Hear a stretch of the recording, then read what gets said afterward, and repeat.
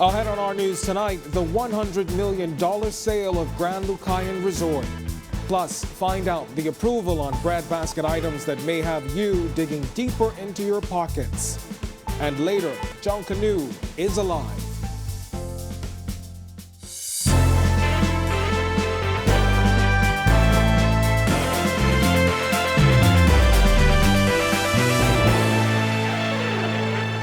Welcome to our news and thanks for joining us. I'm Kendino Knowles. A cause for celebration on Grand Bahama today on news of the $100 million sale of the Grand Lucayan Resort. Long hailed as the island's anchor property, the sale of the 7.5-acre resort is expected to signal a rebirth of an economy long on life support.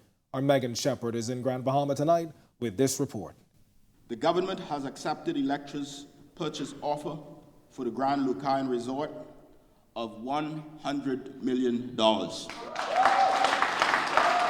This celebration, years in the making. The massive damage from Hurricane Matthew in 2016 forced the hotel to close. In 2018, the Free National Movement's government, in a controversial move, bought it from the owners. The purchase deal on the table was canceled in late 2021 by this administration.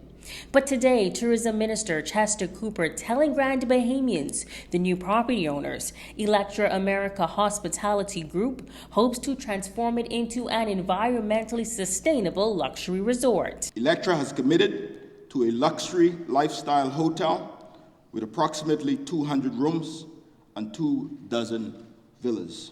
That would be the Lighthouse Point Resort.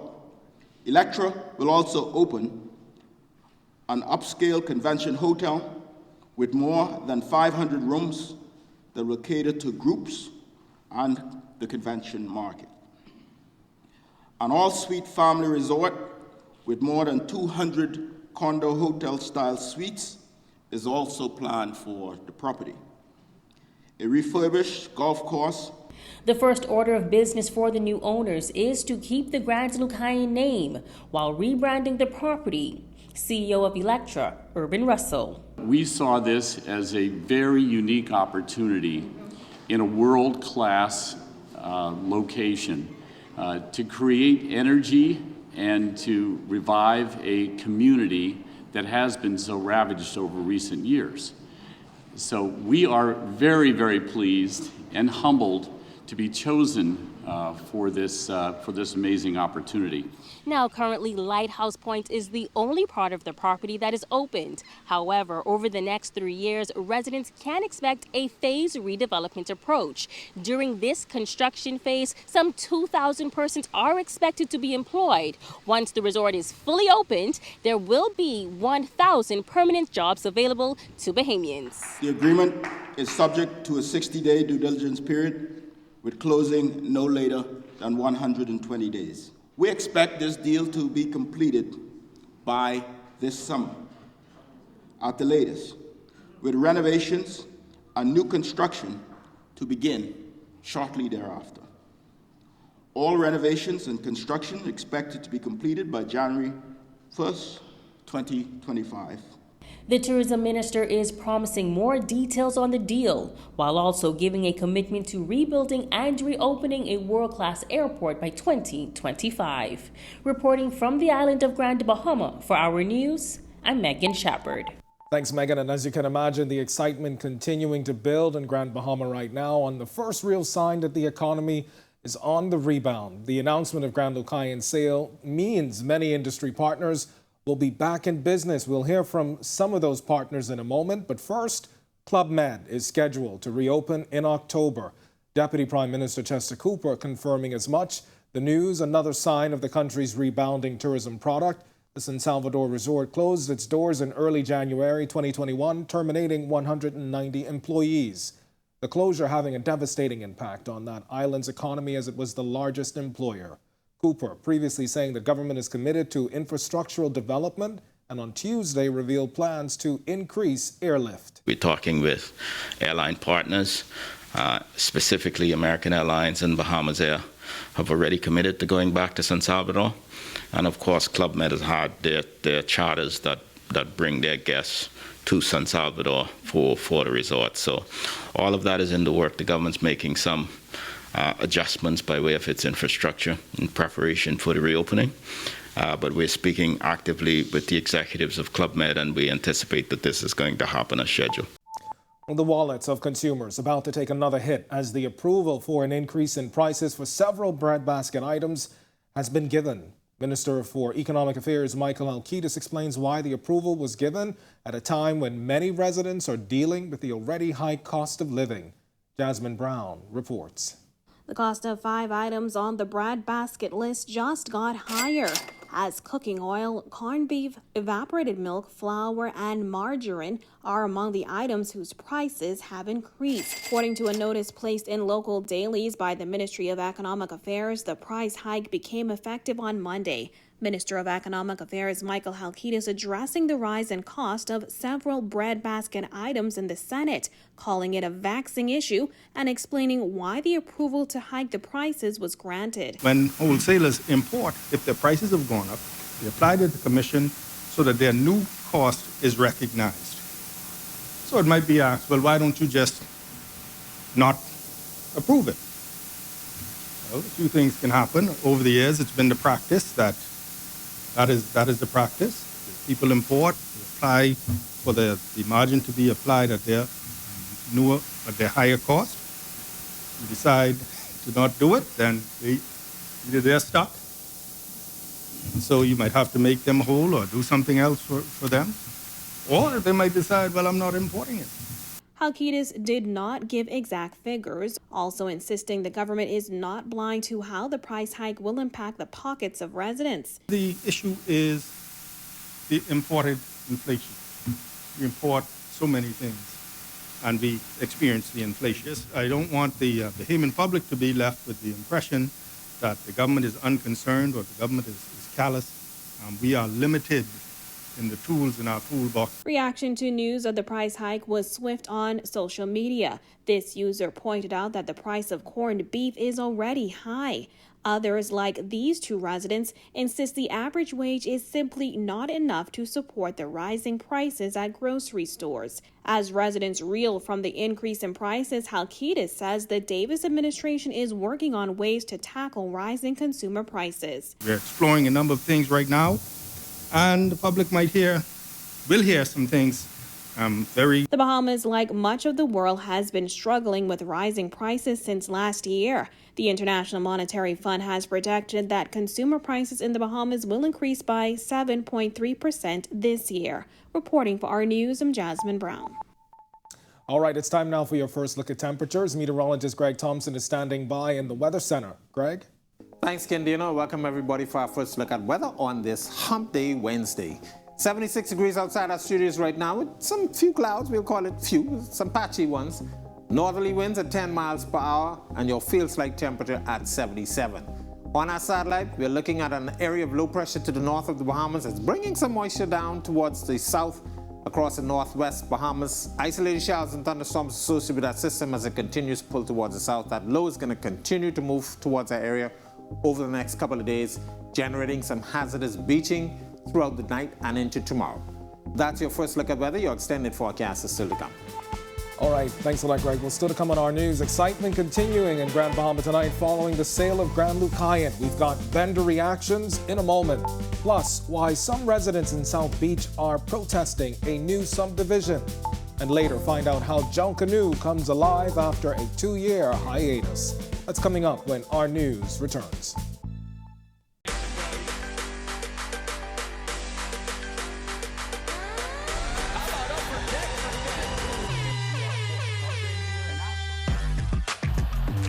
Got size at 6'5".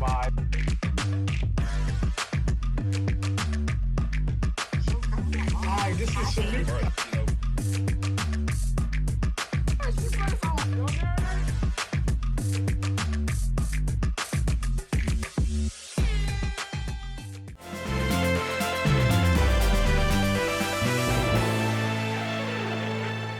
Around Grand Bahama, the excitement builds on the first real sign the economy could be on the rebound. The announcement of the sale of the Grand Lucayan Resort means many industry partners will be back in business.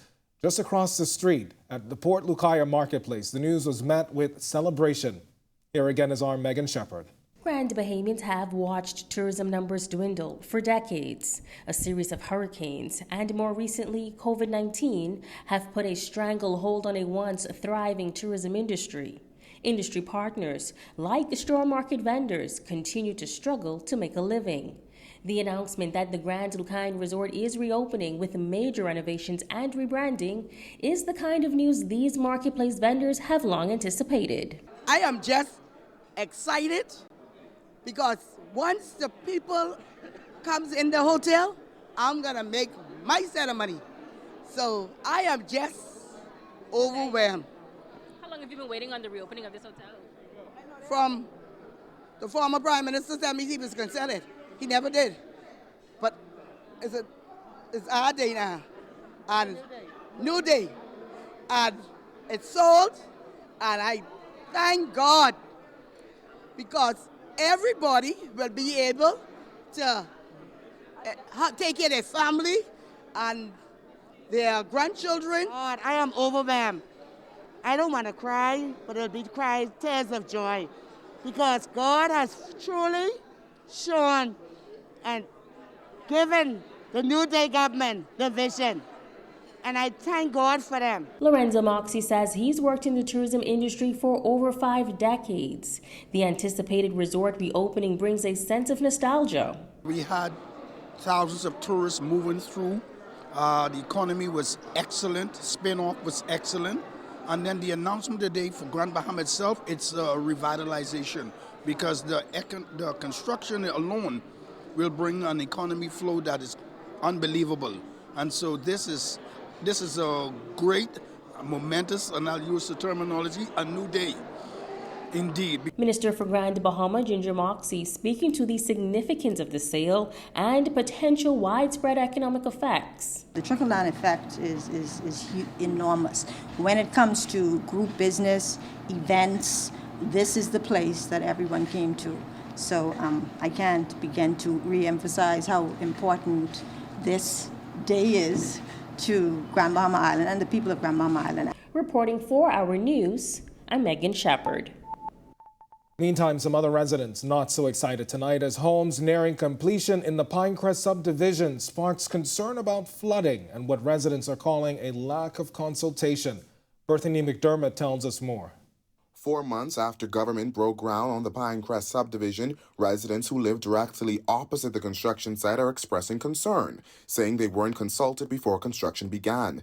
However, the housing minister has said consultation with residents was done. There was no survey done as it relates to how we feel about it or what would be the implication or what would be the challenges. I have an issue with the fact that we as neighbors were not consulted about it. Now, residents also expressing concern about flooding. You see, the ground where the houses are being built was filled to prevent flooding in this area. However, they say that's resulting in that water pooling in their yards just across the street.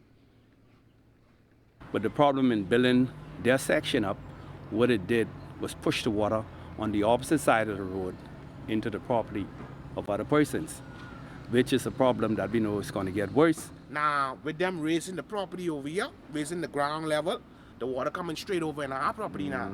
You understand where I come from? That's the problem now. So the little flood what we used to be taking on, it's twice now.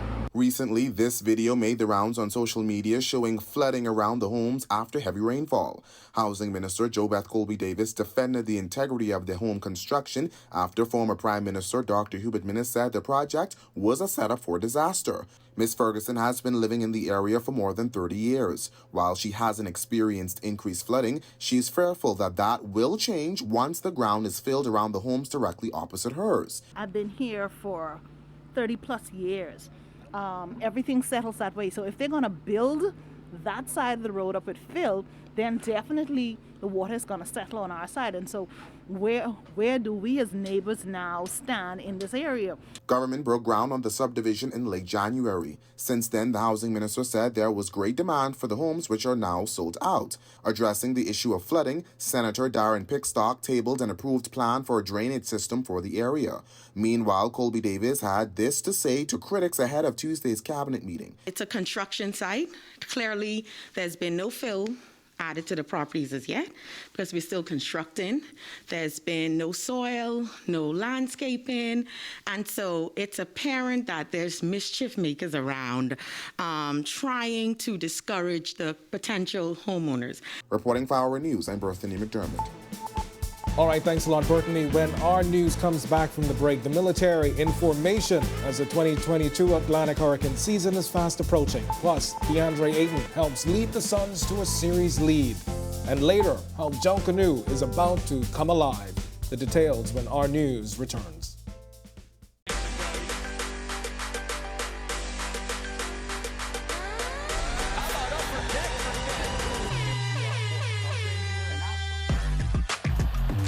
Got size at 6'5".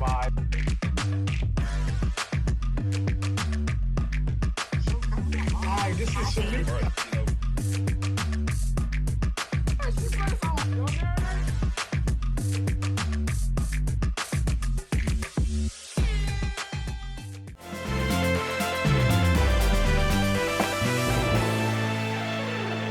This is our news. Welcome back. Hurricane Dorian had a major impact on hundreds of people in Grand Bahama and Abaco, but it also tested several institutions called on to protect Bahamians and residents in times of crisis. Ahead of the upcoming Atlantic hurricane season, Sasha Lightbourne explains how the monster storm caused the Royal Bahamas Defense Force to adapt. Hurricane Dorian brought unprecedented devastation to Grand Bahama and Abaco in September 2019. The preparation and resources of several protective arms of government, including the Royal Bahamas Defense Force, were tested. Nearly 3 years later, RBDF Commodore Dr. Raymond King says new strategies have been developed and implemented. Since then, we have acquired a significant, I'd say millions of dollars of resource of disaster-related equipment based on those experiences. King says the Defense Force also has access to heavy-duty equipment donated to the National Emergency Management Agency by the United States after Dorian.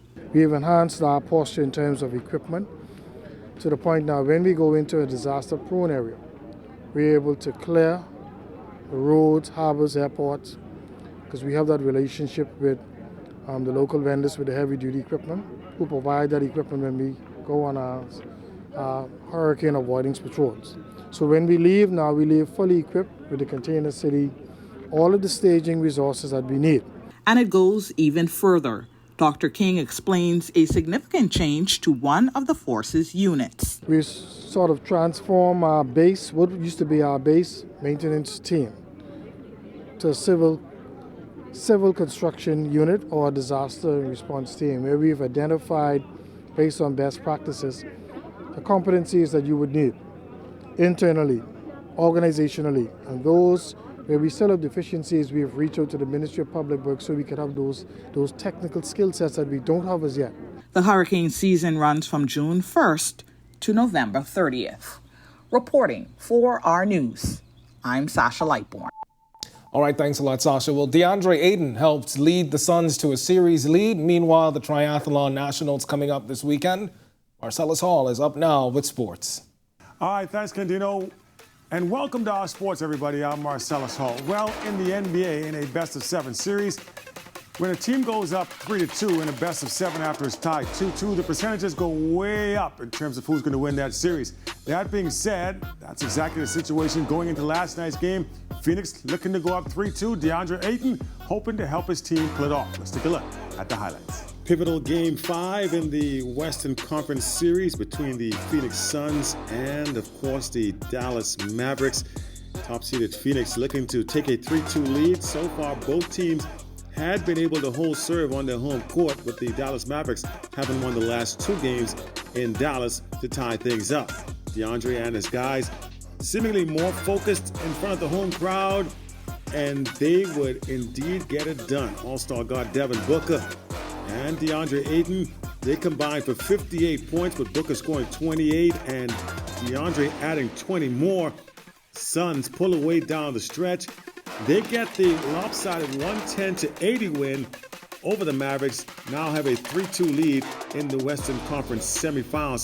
So far, so good for the Suns after picking up that nice win. Seeing now if they can continue that trend to try and win one on the road, because that's exactly what they'll have to do when the series shifts back now to Dallas for the next game, which will be on Thursday. They can close it out if they can get the win there. If not, there will be a deciding Game 7. But again, DeAndre playing pretty well in this one, helping his team to a nice, solid win. They take a 3-2 lead. Again, DeAndre starts, played just 22 minutes because it was a blowout, finished up with 22 points, 9 rebounds, 2 assists in the ballgame. Meanwhile, final plans in the works for the Bahamas Triathlon Association's National Championships. Those will take place this coming weekend over at Jaws Beach. Now, the triathlon will also serve as a Carifta Trials for those athletes who hope to represent the Bahamas at that event, which will take place a little bit later on this year. So far, so good as far as the registration is concerned. Again, once again, this will serve as a Carifta and Commonwealth Games qualifying event. The 2022 Carifta Triathlon and the Aquathon Championships slated for September 23rd to 24th in Clearwater Beach. And that is your check on sports for you here on this Wednesday. I'm Marcellus Hall. Back to you, Candino. All right, thanks a lot, Marcellus. Well, still to come on our news, Greg, he's back in the Weather Center with your extended weather forecast. And later, find out how Junkanoo comes alive. It's coming up when our news returns.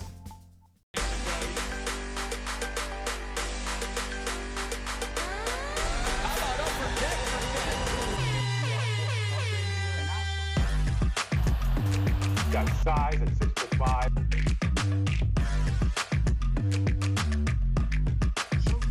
Hi, this is Subdivision.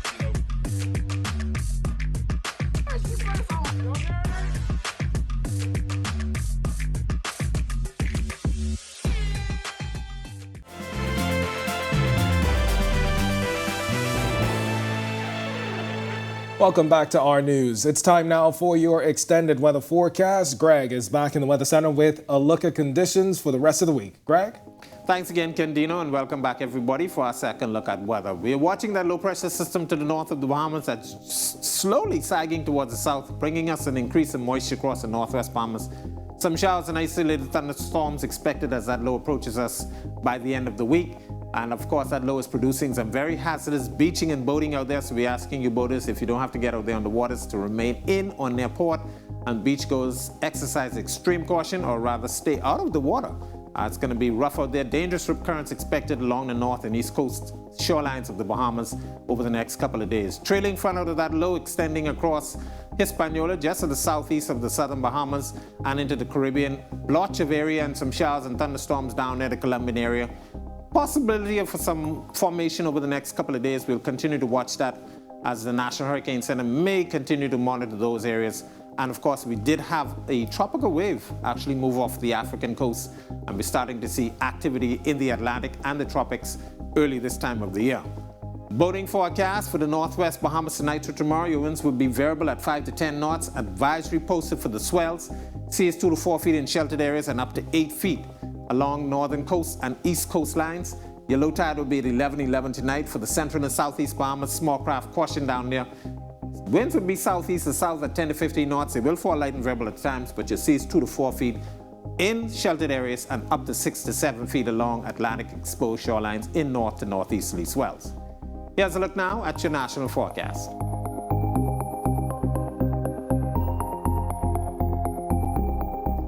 A look now at your extended forecast over the next couple of days. We're looking at some increase in moisture by the end of the week as that low pressure gets near us. And of course, dangerous and hazardous beaching conditions over the next couple of days. More showers on Sunday, and then we clear up for early next week. That's a look at our weather. Back to you, Candino. All right, thanks a lot, Greg. Well, Junkanoo Shacks are getting set to reopen, if they haven't already, on news that the parades are back. But come December, Junkanoo will be alive now that mobile provider Alive and the Cable Bahamas Group are the new sponsors. opening up the parades to more platforms and audiences. Jerome Sawyer tells us more. For the next 5 years, Alive will help to bring Junkanoo to Bay Street and the world. A $3 million exclusive deal signed Monday between the mobile provider and the JCNP. KO Bahamas and Alive has always been at the center of arts and culture, and Junkanoo is the most widely accepted form of arts and culture here in the Bahamas, and something that we all look forward to. Obviously, the pandemic has put a damper on the Junkanoo spirit, and so when John and the team presented this incredible opportunity for KO Bahamas through Alive and KO Bahamas Business Solutions and Rev to own Junkanoo, we said, why not? With all of the Cable Bahamas brands like Rev, Cable Bahamas Business Solutions, and Our TV on board, it's expected to bring a whole different experience to spectators and at-home audiences. Is that Junkanoo will now be on Our TV, is my understanding as a part of this deal, and so we have KO Bahamas Business Solutions as well as Rev. We'll be doing our part to make sure that there's a world-class experience on Bay Street and beyond. The Junkanoo Corporation of New Providence sees it as a chance to take the art to an even larger market. This is a game changer for the Junkanoo community. For decades, we have been trying to find ways and solutions where we can market Junkanoo, we could export Junkanoo, and so we're proud to partner with a company that has the capability to do just that. Not just to enhance the parade experience on Bay Street, but to take Junkanoo to a global market. And there to endorse the deal and clear on what he's expecting was Minister of Youth, Sports and Culture, Mario Boleg. We cannot go back to Bay Street as the same old prior to COVID, and so I'm definitely looking to see what the new norm will be like. Reporting for Our News, I'm Jerome Sawyer. All right, thanks a lot, Jerome, and thank you for joining us for Our News tonight. On behalf of the entire team, I'm Candido Knowles. We'll see you right back here tomorrow night, and until then, have a wonderful evening.